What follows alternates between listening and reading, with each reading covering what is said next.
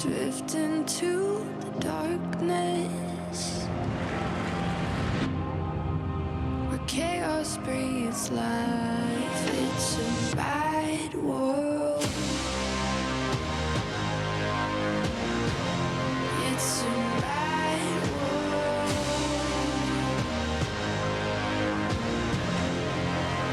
Nowhere to hide in this bad world.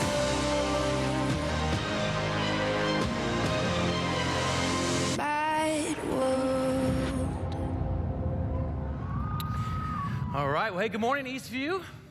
Good morning, good morning. I want to welcome the Bloomington campus. We're streaming there this morning. And as Nikki mentioned, we're going to continue this series looking at a part of Jonah's life. This is week 5 of 6, and here in a moment, I'm going to invite some clinicians up here with me. But before we jump in fully, I want to give a recap so we know where we've been, and it'll help set up where we're going to really land this morning. So, as we look at these 4 chapters in the book of Jonah, it's a small segment of his life, but it's an important segment because what we've been looking at is seeing how so many parts of Jonah's experience here reflects a lot of our own experiences, because he's somebody who chooses to run from God rather than to God. God calls him to go to Nineveh, a place that he's not interested really in going to preach against it and to also give them an opportunity to turn to God. He says, I'd rather not do that.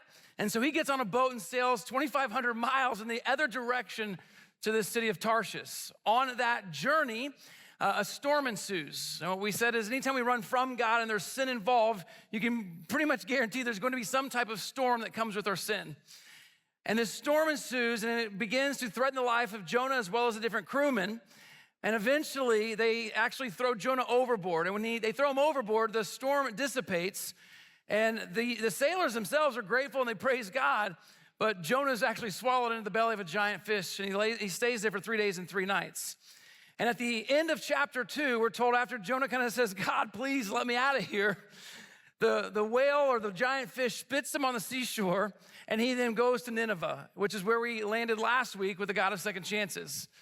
God gives Jonah this second chance to actually go to Nineveh, and he goes throughout the different places of the city, kind of proclaiming to them in an 8-word sermon, hey, you need to turn, and you need to change the way you're living, how you're treating people, or else God's going to bring about destruction. And incredibly and miraculously, arguably the greatest sermon ever preached besides Jesus' Sermon on the Mount, it says the Ninevites believed God. That this huge city turns to God. And so the second chance is given to Jonah, and also a second chance is given to those Ninevites. At the end of chapter 3, you would think that the next chapter would probably open up with Jonah being like, man, God is so good. Can't believe he was so kind. Can't believe God still used me. And you would think that Jonah would be celebrating how God has given all these second chances.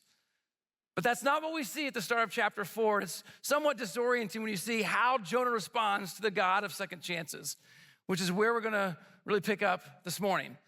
So if you would you stand with me? And I want to read the first few verses of Jonah chapter 4 to see how Jonah responded once God exhibited his grace, both in Jonah's direction as well as in the direction of the Ninevites. This is Jonah chapter 4, verse 1. It says, but to Jonah, this seemed very wrong, and he became angry. He prayed to the Lord, isn't this what I said, Lord, when I was still at my home? This is what I tried to forestall by fleeing to Tarshish. I knew that you are a gracious and compassionate God, slow in anger and abounding in love, a God who relents from sending calamity. Now, Lord, take away my life, for it is better for me to die than to live. But the Lord replied, is it right for you to be angry? Let's pray.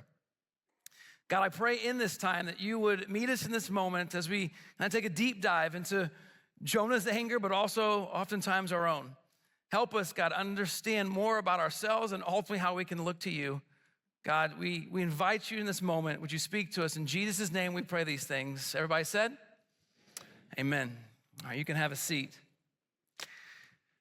So last Sunday was pretty exciting. At the end of each one of the Easter services, I gave an opportunity for people to stand up if they wanted to to accept Christ, to become a follower of Jesus. And it was nearly 40 people across the 3 services that stood up and made a decision to follow Jesus, which is so awesome. But how weird would it have been if you would have caught me at Easter lunch and said, Brandon, what do you think about that? Like, people accepted the God of second chances and they became followers of Jesus. And I've been like, I don't like it. I'm so mad. I can't believe they stood up. I didn't want them to stand up. I can't believe God had mercy on them. And I just threw a massive temper tantrum. Would that not for you be a little bit like, whoa, what in the world is going on here, right? And this is what we see Jonah exhibiting here at the start of chapter 4, which is why I need to turn to people who have way more information on what is going on underneath the surface here in Jonah's life.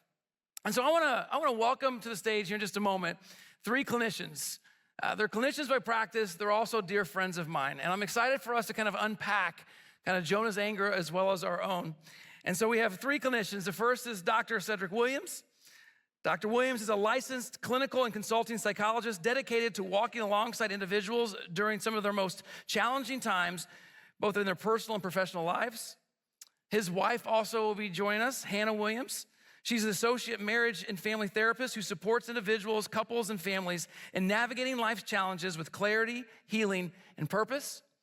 And then last but not least, you will recognize him likely, but it's Jason Sniff, who's actually our pastor of small groups as well as a licensed professional counselor. He serves as the pastor of small groups, but he's maintained a clinical license for 18 years, and he integrates psychological insight with nuanced understanding of human development, identity, and faith. And so, would you welcome to the stage our 3 clinicians? I'm excited to have them join with us.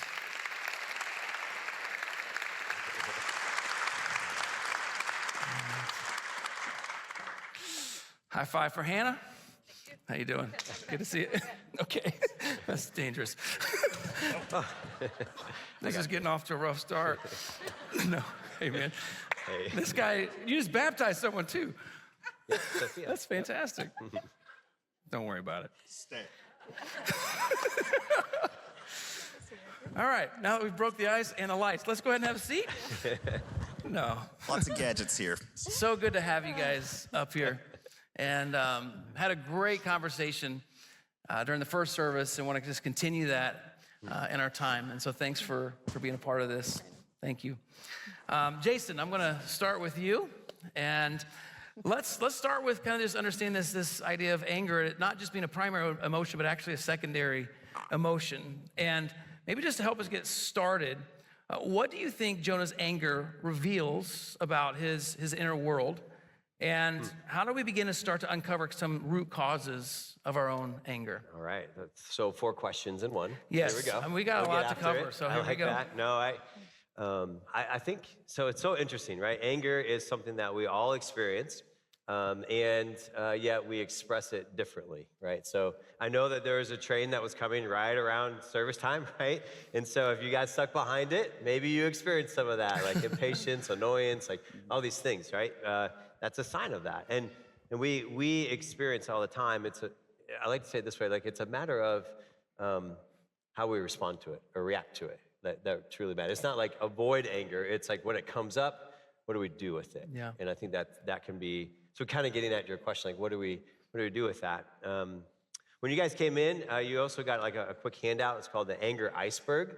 And so I feel like this could be something that might be really, really helpful for us in the sense of anger is a secondary emotion, but it comes forward very quickly. And so the picture is an iceberg where you can only see just the top portion of it, right? And that's what you see, but there's so much that's happening underneath the surface in a lot of different ways. And so it's a matter of being able to recognize and get down, below the surface or under the surface, if you will, into some of those deeper kind of things that are going on. So, Okay. Yeah.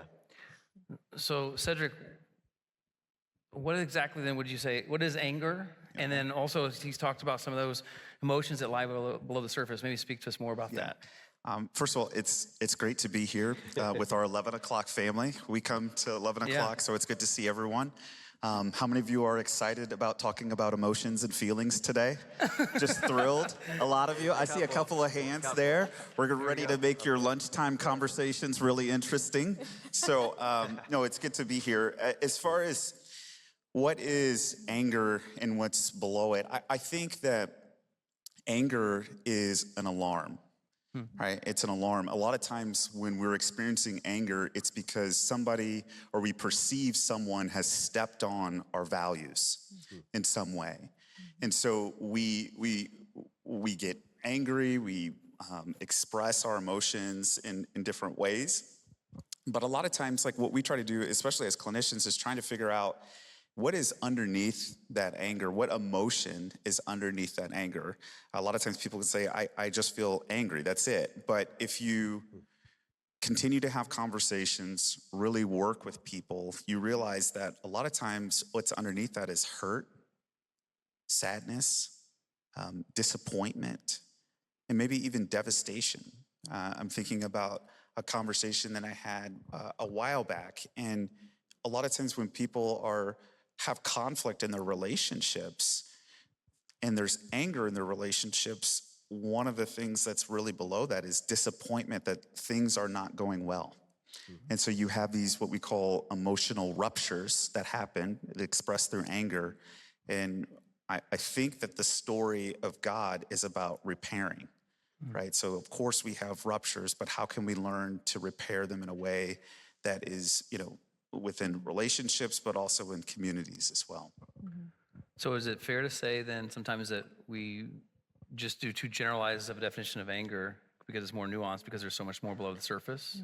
I think it's very, very much more nuanced. Like we in our office, we have like a feeling wheel. And so it's like happy, sad, mad, angry. But if you go further on the wheel, there's like 70 other words, right? And I think for a lot of people, we don't have the vocabulary to be able to describe that. We just say, well, I'm angry.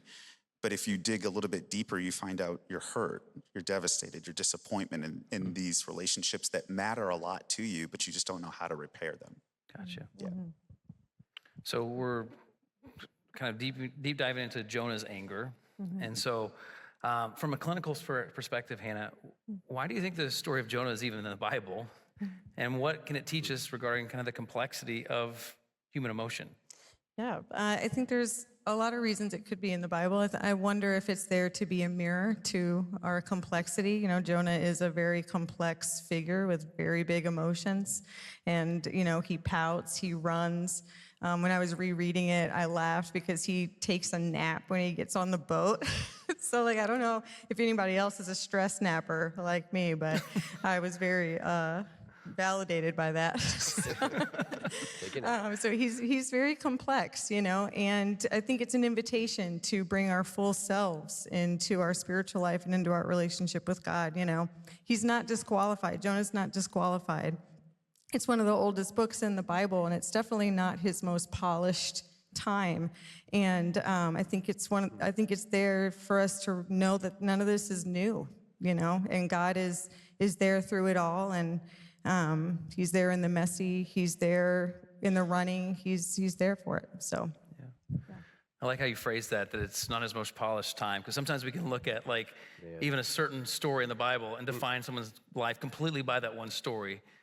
And I don't know about you, but there's a lot of stories of my life I would not like to be the definitive moments that are written down and kept in human history. Definitely agree. Yep. But it also makes it so relatable. Yeah, for sure. And to realize that walking with Jesus or the spiritual life isn't always polished, that there's a lot of ups and downs and parts that are difficult. Cedric, sometimes when we start talking about emotions, we can, not everybody, we can have a tendency to want to suppress them. And it's like, I don't know if I want to talk about them or to even kind of release them. When we suppress emotions, can you share just what happens and how does that potentially affect relationships, our sense of self, maybe our faith? Yeah. I would say that a lot of times when we suppress emotions, we can't really differentiate between suppressing positive emotions as well as negative emotions. So when we suppress emotions continually over and over, we not only suppress our negative emotions, but we suppress our positive emotions. When we do that, it doesn't give us the opportunity to be able to experience joy or even have a sense of purpose, right? And so that's the heady part, right? Is that we're suppressing these emotions. Sometimes it's unintentional, but what it leads to is like this deep sense of avoidance. We avoid our emotions. We avoid how we feel. We don't express how we feel. And that can lead us to a place where we're very isolative with ourselves. We isolate from others.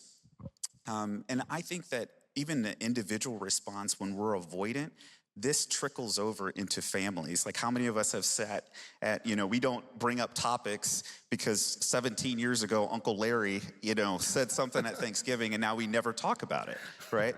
Anybody else? Nobody's Uncle Larry does that? Okay, anyways, maybe it's just me. But Uncle Larry, are you here today? Uncle Larry, are you doing that? Anyways, so that there's this deep avoidance over, and we perpetuate that not only in families, but I think that we can also do that in congregations too, where there's a deep avoidance. And I think it keeps us farther away from one another and farther away from God, right? Because we feel like you can't accept all of my emotions, or you can't accept all of me. And I think that that's one of the beautiful parts of the book of Jonah, is that this really is a story about God's overarching grace and who gets it. Because God's umbrella of grace is way bigger than mine. It's bigger than Jonah's. And you see that in the scriptures.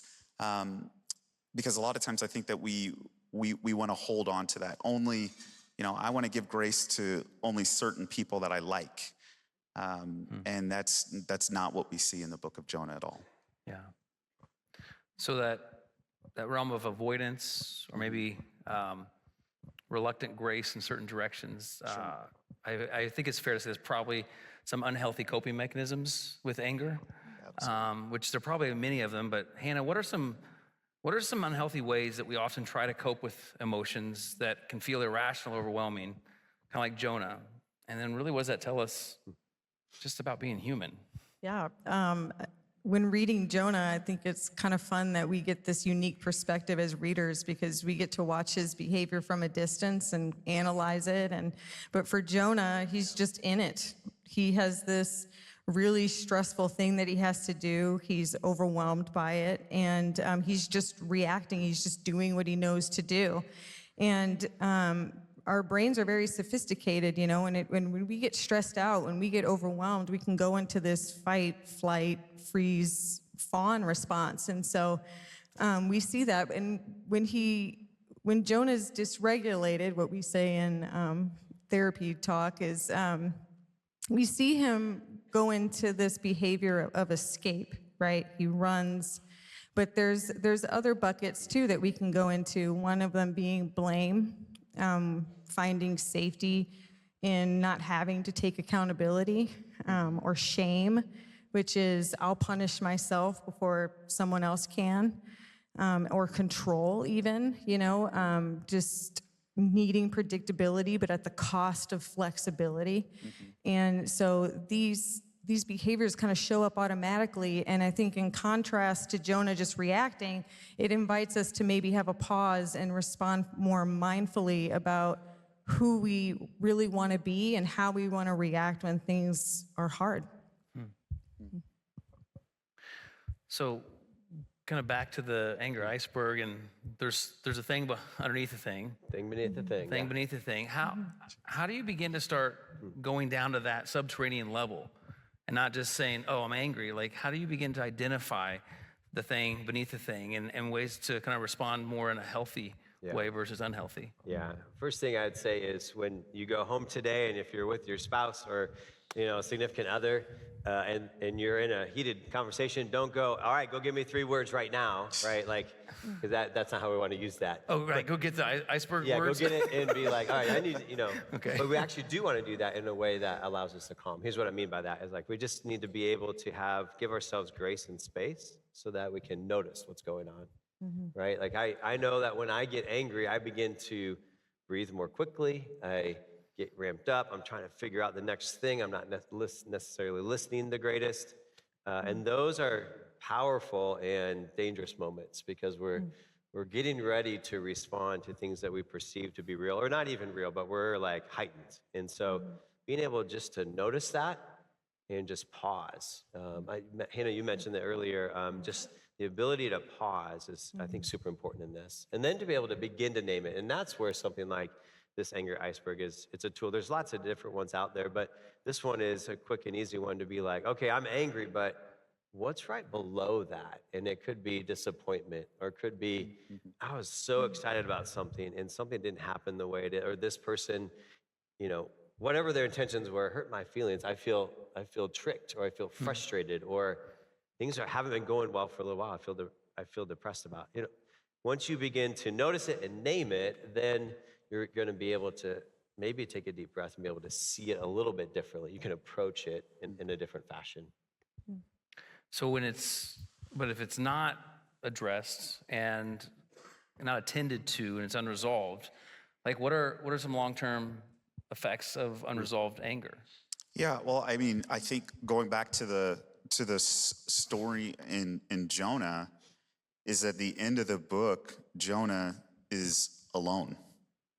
He's by himself. Yeah. And so not only is he by himself, but he's got a tent that he's set up, essentially watching. He's being an observer of God's grace, but not being a participant in God's grace. And I think that that's an important warning for us, right? Is that if we choose to interact with God in this way, or to allow our anger to be so consuming, we will end up alone. A lot of times, like when we say this, and not only with, of course, like you're never alone with God, but when it comes to people will move away from you. If you are an angry person, whether you're volatile, or you have like a low level of irritability, or you're extremely passive aggressive, what happens is that people tend to move away from that person. We talk about it as the tyranny of the touchy, right? Someone who just cannot tolerate other people's perspectives or their emotions or their feelings.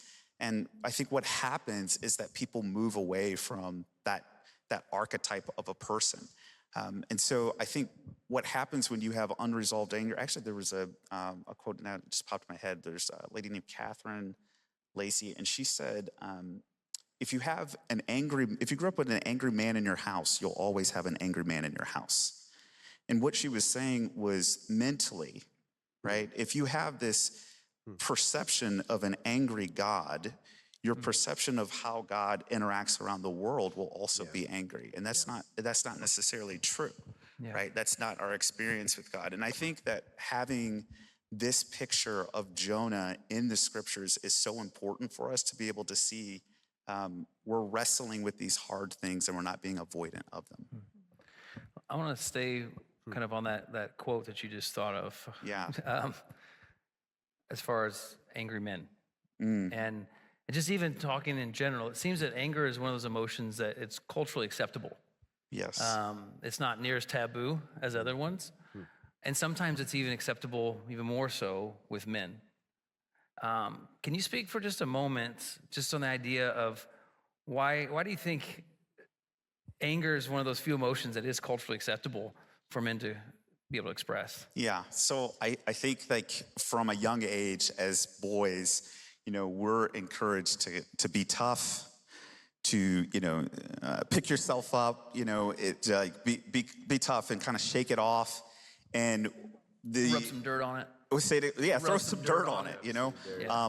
I've been in the military for, over 23 years, right? And I think about in those spaces, and I'm not trying to tell people not to be tough. I believe in strong societies and strong people and strong individuals who are resilient. However, as a man, we need to do service to our boys by saying, look, this is not the only emotion that you can express.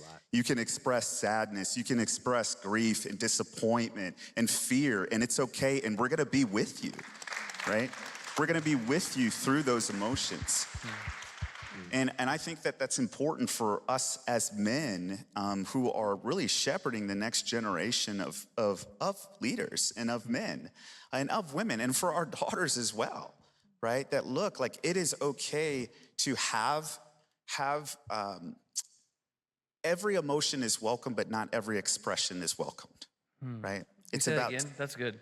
every emotion that you have is welcome, but not every expression of that emotion is welcome. So you can be angry, right, as an emotion. Jesus experienced anger. The question is, can you express it at the right place, at the right time, in the right manner towards the right person, right? That's a quote from Aristotle, right? It's really thinking about how can you express anger at the right time to the right degree and not just spill out onto people continually, because that's problematic. Wow. So, Hannah, let's kind of get more granular and speak to just anger expressing itself in different relation dynamics. Yeah. Right? And many people in this room are parents. You guys are parents, right? You're a married couple. They're married couples. Those are dating. They're singles. Like, there are different relational dynamics where anger exposes itself. Let's start with, for parents, how can they tell what their child is really upset about when anger or frustration shows up? And maybe what about couples? How do they navigate sometimes the emotional tension in a way that's actually going to build up versus kind of be a breaking point? Yeah. For parents, I think it always starts with a posture of curiosity and connection. It's meeting your kid in that space where they can't get the self-control, right? And I think sometimes we expect that of kids more than even ourselves as the parent or the adult. So it's about modeling too, ways to gain composure and emotions. But if we can be that secure base for our children, that nothing is off limits, that we can talk about any of it, and okay, you're angry, but let's maybe shine a different light on it. What are you sad about? What are you scared of? What else is going on under there? But it takes that prompting sometimes from parents to say this deeper conversation can happen. And with couples, tension is okay. Marriage can be tough because, this is a different person than me. Cedric is a different person than me. He sees the world differently than me. He challenges my narratives. He challenges me in how I see things. And so sometimes that's uncomfortable.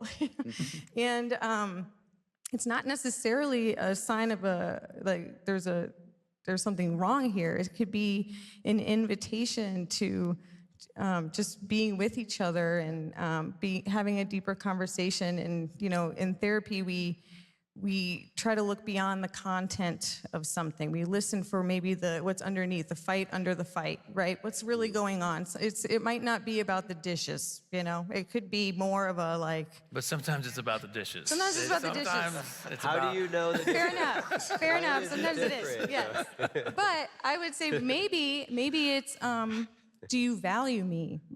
Are you with me in this? It could be in developing that investigative ear of what is my partner really trying to share with me right now, and how can I come close again and again and again in softness and just saying, no matter where you're at, I'm here with you. I love you. I want to understand, and just being courageous enough to lean into those hard moments. You guys have things to add to the relational dynamics? I mean, you guys want to share? I mean, how do you guys work clearly this out? we're sharing about our relational dynamics. So. Tell us, how's it go for you? We'll tell you. Should I lay down on the couch? I think what's interesting is that for us, being in a cross-cultural marriage, right? We have a multiracial family. We have a teenager. We have a tween. There are so many things based off of our families of origin that we just see differently, right? And I think to Hannah's point of what she said, it's a matter of continually coming closer and coming closer. And the Gottmans talk about, you have opportunities to turn towards people or turn away from them. So when they're coming to you with a stressor or something that's hurtful or something that's painful, do you make that movement to turn towards and say, oh, I hear you, I want to hear more, right? Or are we saying, oh, that's ridiculous, get out of here, right? And be extremely dismissive. That's problematic. All that's going to do is lengthen the conflict, right? But if we learn how to come towards and get curious, as you were mentioning, it's like, how can we get curious with our kids, but also curious with our spouses with, hey, like, this is what's going on. How can we restore this in some way? And so I do think that that's important to be people who are turning towards rather than turning away.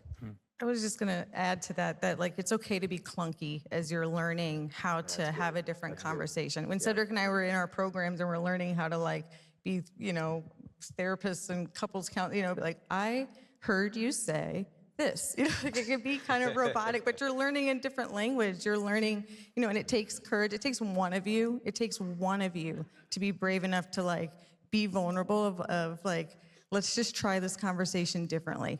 And it's okay if you're bad at it. It's okay to be bad at it. It's okay to be bad at it. Yeah. Can I jump on that too? Yeah, please. And I want to take that into the parenting side of it. It reminds me too of the idea, like, I feel often there's a lot of pressure to get it right, or to at least, for some of us, we know from our own backgrounds, like, well, I don't want to parent in that way, but we don't necessarily know how we do want to parent. We're just trying to go against something else, right? Yes. And all sorts of versions of that. Yeah. But I heard it say this way. Stuart Blade, good friend, he'd say it this way. I think he got it from Barna or somebody. Anyway, that you just need to be right 40% of the time as a parent. And I feel like that's great. I could do That's awesome. 40%, like you can't even pass in class. Anyway, but so somewhere is the right number. But the point isn't necessarily is it 40 or 50 or 80 or 100. It's the ability to acknowledge when we feel like we've not got it right. And when we have those moments, I mean, how humbling is it sometimes to go back to one of your kiddos and just say, yeah, do you remember when this happened and I did this? That was not okay. And I'm really sorry for that. Like, not only does it heal that moment, but we're beginning to do something different inside of us, but then we're also teaching and modeling for our kids. Like, actually, this is what happens. We're going to make mistakes, but here's how we repair that. I love the word that you said earlier about like repair. That's hard. That's difficult. Like, who here wants to admit when they make a mistake, right? Like, not very many of. Oh, there's somebody all the way in the back that raised their hand. That's awesome. That's one person. Can you please come down here, sir? Yes, I love it. That's awesome. We need to hear from you. But those are the real moments, right? Connecting with Jonah. Like, Jonah felt angry enough or real enough to express deeply how he felt about that situation before the God of the universe. Like, you have no idea what you're doing. Why are you doing this? And God just, he met him there. He saw him. And so from a parenting standpoint, bringing it back to that, like being able just to see those moments for us, like there's grace for us with that. Yeah. And I know that one of the things I've just discovered too, and this is in a lot of different realms, but in terms of working through different conflict things, like personality plays a large part as well, and how you process things. And so I am highly communicative. I like to talk through things in the moment right now. Jamie would rather have more space to process and then have the conversation. I don't like that, because if I can have the conversation now, I'm better with my words and I can win. Right? And how's then that going for you? It doesn't go well. Okay. I mean, all right. it doesn't go well. But if she has space to process, it's helpful. But at the same time, if she has the space to go process and never comes back to have the conversation, there's a problem there too. And so it's understanding that sometimes we work through some of these emotions differently, but we are trying to, within understanding personality, to come to a point to address this, whatever the repair is that's necessary. So let's shift a little bit more to how anger impacts faith. So we see that God's grace and mercy is on full display in this one. But why do you think he responded, Jason? Why did Jonah respond with such intensity and such anger, like, I don't want this?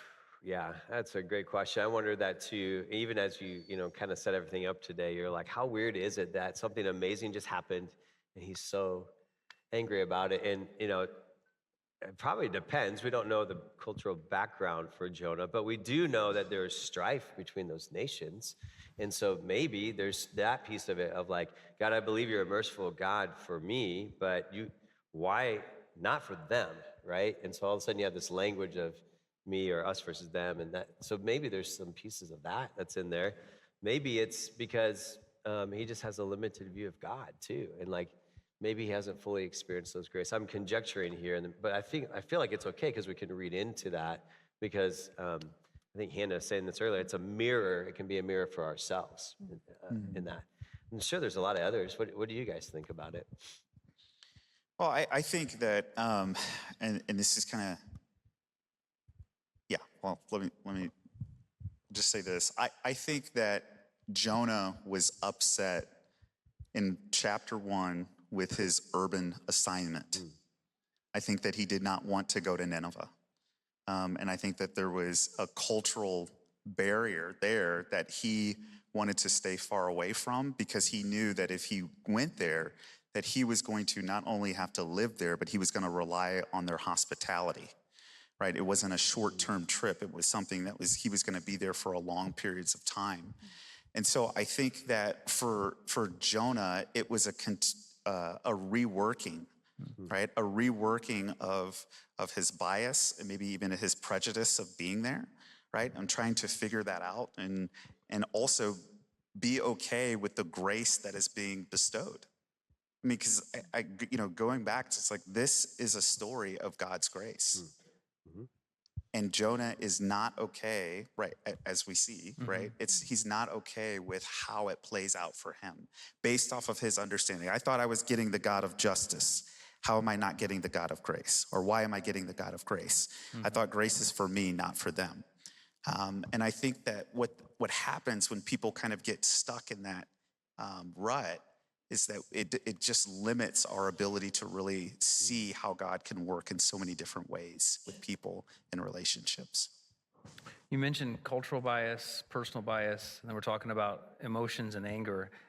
Can we speak more to that for just a minute of like how that is, how we need to be aware of that, or how we can become more aware of how maybe our upbringing, what side of the tracks we grew up on, all those types of things, how that impacts some of our emotional state? Yeah, so I think that every single one of us has different prejudice. We have different biases that we hold, all of us, right? That's not necessarily a moral failure by having prejudice and bias. It's part of our, families of origins, part of the things that we're taught, part of the things that we're socialized. But we can't let our biases and our prejudice have the final say. Right? We have to have new experiences to be able to rewire those parts of our brain that make these shortcuts that say, I have this bias. But if we have experiences like Jonah going to Nineveh, working side by side, being with people from different cultures, different cultural identities, different backgrounds, what that does is it produces new neural networks in our brain to be able to say, I associate things differently. Because it's easy to say that person is like this and I have no experience with them. But when you come close to somebody and then you have that cross-cultural exposure, right, it changes us. It gives us an opportunity to be able to see the large mosaic of God's grace and also God's people, right, who are different than me. There was a psychologist named Gordon Allport, and he talked about this idea of equal status contact as a way to be able to reduce the biases that we have is to have equal status contact. So finding people that we're not trying to come in and help, but that we can just be with, that helps us to change. So ways that we can do that are,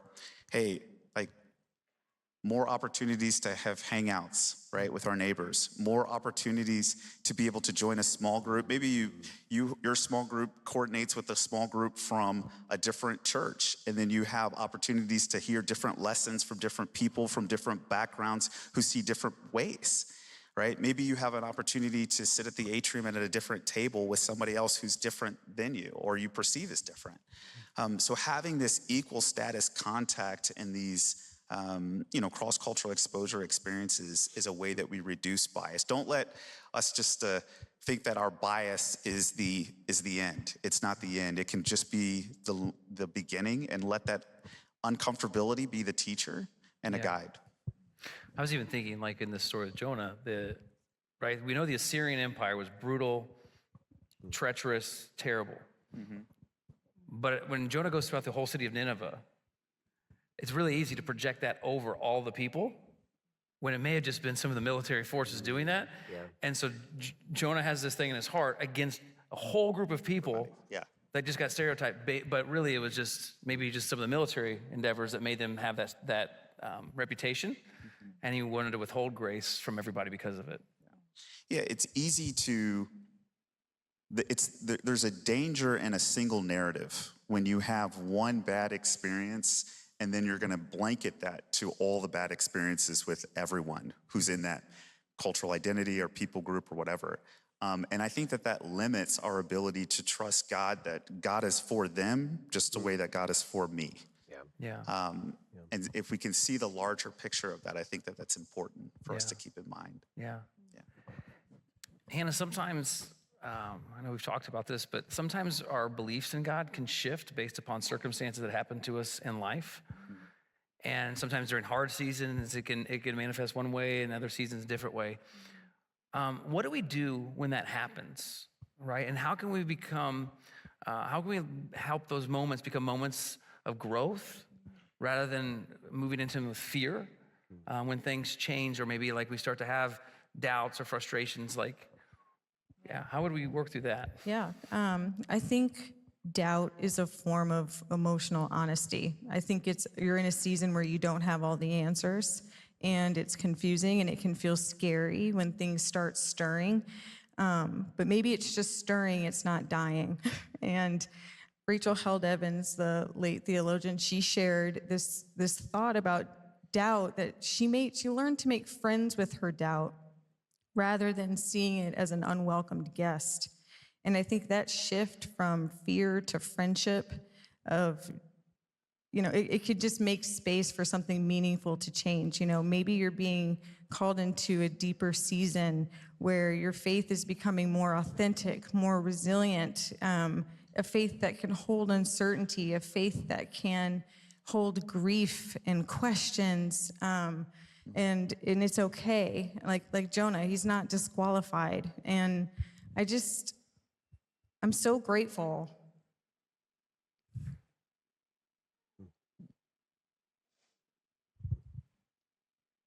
for people in my life who have stayed close in times of doubt. And if that's you, you are not alone.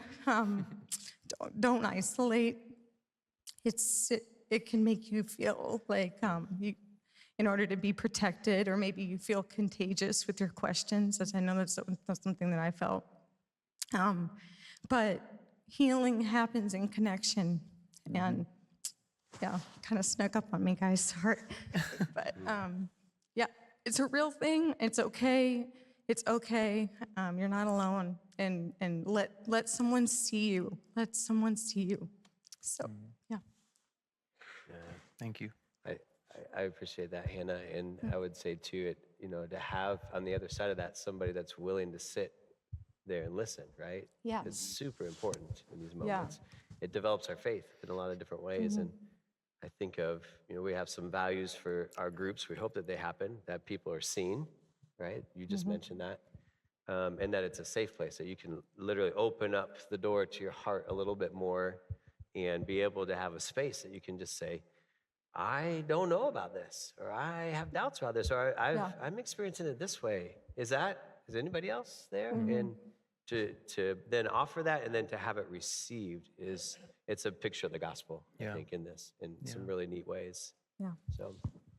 Yeah, and as we were just talking, been preparing for this, we were just observing, like, a lot of times we can even put anger over here, relationship with God over here, and we can have these dichotomies, but it's so important to address these types of things, whether it be anger or doubt or other things, because they do impact your relationship with God. And ultimately, they bring about isolation.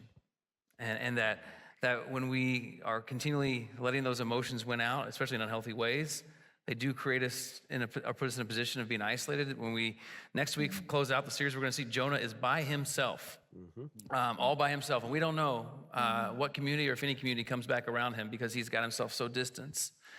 And the other part of it too is we have this these emotions and anger that as we're isolated, also we can project them onto other people in harmful ways.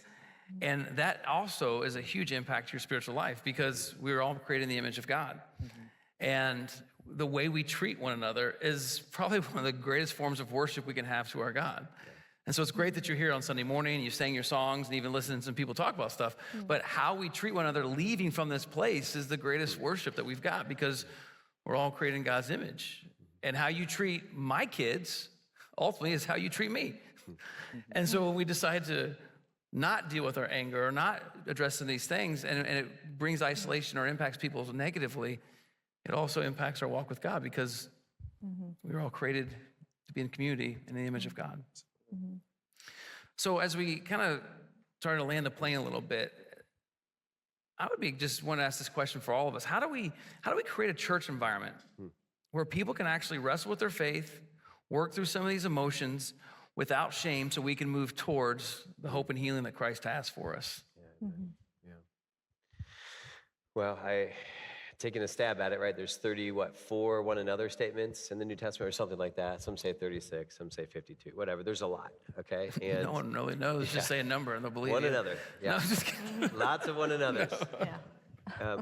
What I mean by all that is if we can hold in tension, like, yes, I've been hurt or something just happened and I'm feeling these things, and also the person that may be the one that did it, if we can hold that in the tension of God's grace and then say, I like how you said it earlier, can we turn toward one another in this?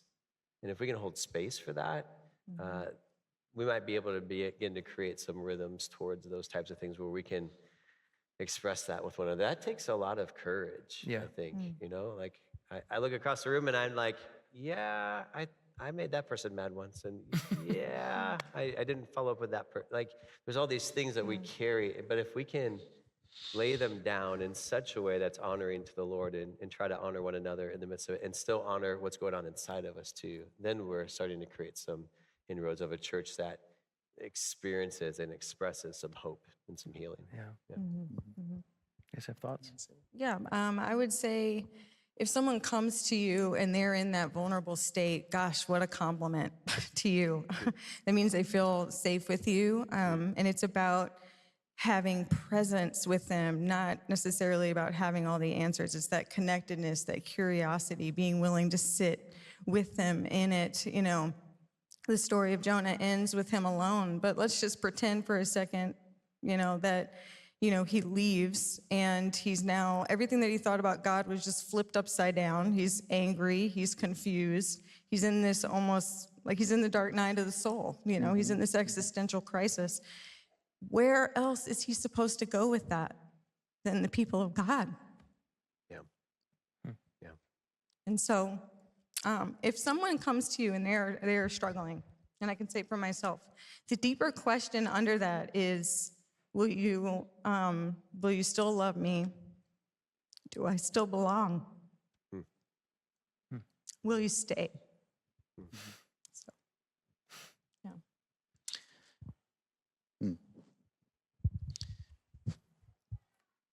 There's been some amazing people in our church community over the last 20 years who have sat with us in really hard moments. And some of them are in this room. Some of them are on the stage.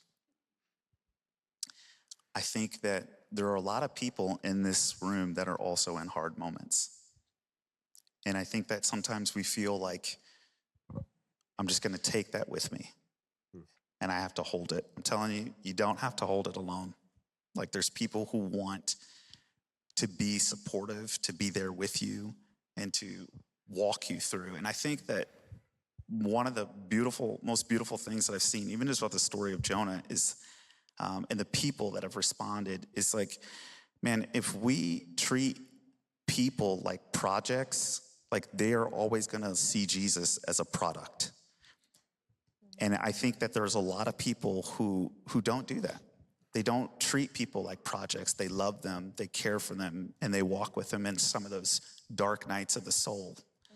And I think that it's a beautiful picture, and I hope that our church can be a place where that continues to happen, because that is life. And I'll end with this, but in the book of Thessalonians, Paul's writing, and he says this line that I think is so beautiful. He said, we loved you so much that we not only shared the gospel, but we shared our lives as well. Mm-hmm. And I think that, yes, it's belief coming alongside of that sense of belonging that is so beautiful. Yeah. I just want to thank you guys from the bottom of my heart for opening your hearts up here on stage and sharing this. Can we say thank you together as a church to these three? Thank you. Thank you. And, I just want to say is I believe that Eastview is a place full of people that are loving and life-giving, bringing hope and healing.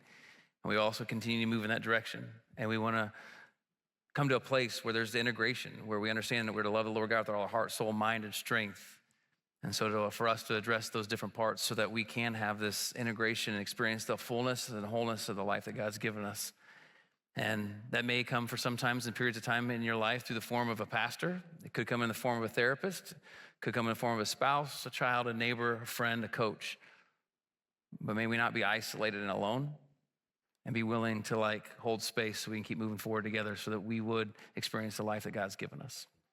So could we stand together? I'd like to close our time out just in prayer, and just grateful for the conversation today.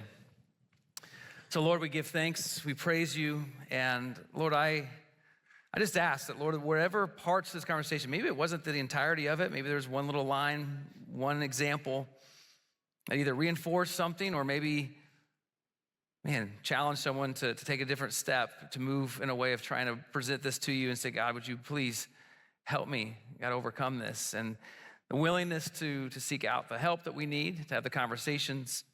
But ultimately, God, we give thanks because we just see in the scriptures, God, that you are a God of mercy, a God of compassion, a God of healing, and God, one who said, I came to give life and life to the fullness. And God, we oftentimes miss that because of our unwillingness to, God, pursue your best.